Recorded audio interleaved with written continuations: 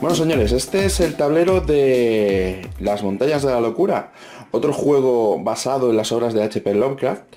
Como podéis ver, es un tablero no especialmente grande, sobre todo comparado con cosas como por ejemplo Arkham Horror, que tiene un tablero súper enorme.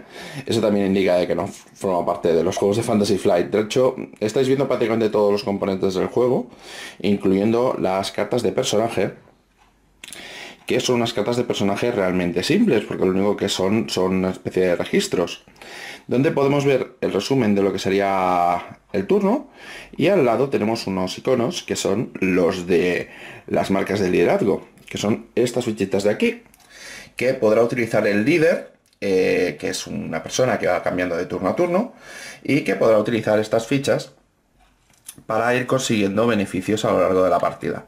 El objetivo del juego es, como en el de la novela de H.P. Lovecraft, es llegar al Antártico, pasar de la costa a la montaña y explorar una ciudad que no debería estar ahí y luego huir. Tenemos aquí un fabuloso, de hecho esta es una de las cosas más chulas que tiene el juego, que es que tenemos un avión que nos sirve para ir de un sitio a otro.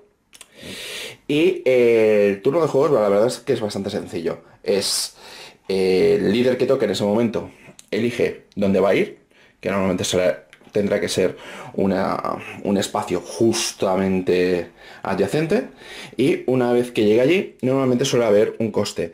El coste normalmente, en caso de que haya sido un lugar explorado, ya se ve aquí, o en caso de que vayamos a un lugar nuevo, lo que hacemos es que revelamos si tenemos dos desafíos que tenemos que superar.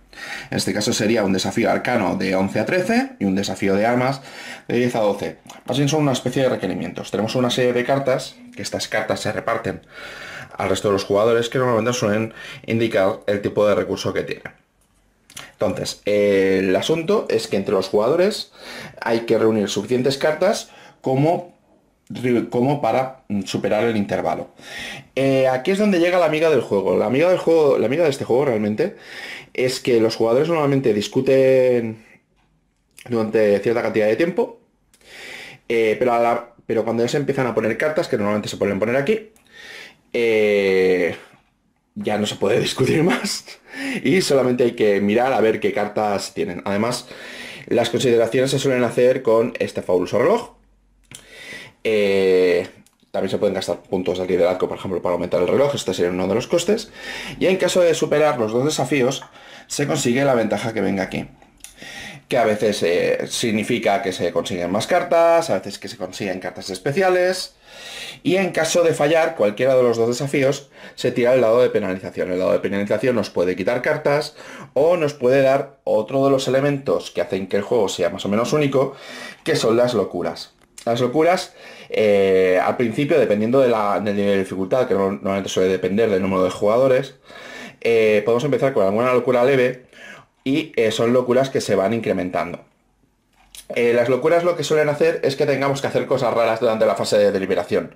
Cosas como que no podamos decir según qué tipo de palabras. Por ejemplo, vamos a coger una de las locuras leves. Es posible que haya algo debajo de la mesa. Tengo que comprobarlo antes de jugar cartas que afectan a nuestro comportamiento. Por ejemplo, nervioso.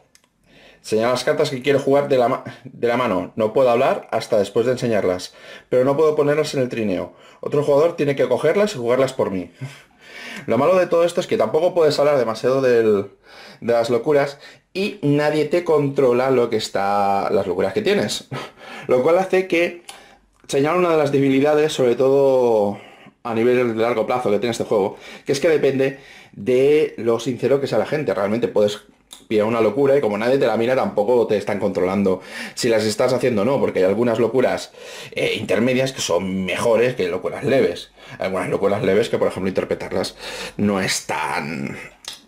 La verdad es que no son tan rigurosas ni dan tantos problemas. Bueno, el dado de penalización además nos puede dar cartas de herida que nos ocuparían espacio en mano, y además se añadirían a lo que sería la baraja que podría tener todo el mundo. Y entre las recompensas que podríamos conseguir, podemos conseguir también material arcano, que son unas cartas de valor 10, que bueno, en la mayor parte de los casos nos van a ir bastante bien porque no tienen tanto peso en mano. Y también podemos conseguir reliquias, que las reliquias tienen... Bueno, aparte de que es uno de los requerimientos para tener un mayor éxito en el juego, porque no solamente hay que escapar, sino que además hay que tener un cierto número de reliquias. Tiene también el pequeño problema de que nos modifican la hoja de personaje.